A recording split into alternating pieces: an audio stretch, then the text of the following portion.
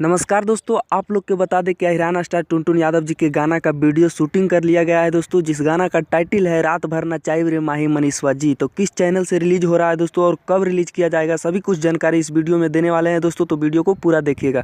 नमस्कार दोस्तों, हम हैं बिक्कू, आप देख रहे हैं अपना चैनल बिक्कू भोजपुरी न्यूज।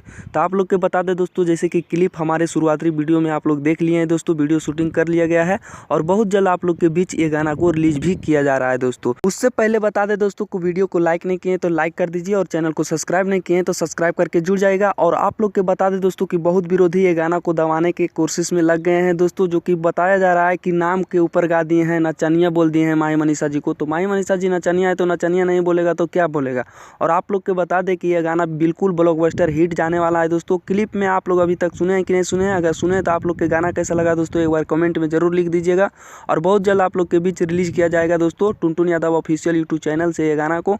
तो जैसा ही रिलीज डेट आता है दोस्तों हमारे चैनल पे वीडियो सबसे पहले मिल जाएगा दोस्तों। तो आप लोग के अपडेट अच्छा लगा है तो वीडियो को लाइक कर दीजिएगा और चैनल को सब्सक्राइब कर लीजिएगा दोस्तों। यहाँ पे दबंग सुपरस्टार खेसारी लाल यादव और टुनटुन यादव जी के न्यूज मिलते रहता है दोस्तों। धन्यवाद दोस्तों, फिर मिलेंगे अगले कोई बवाल खबर के साथ।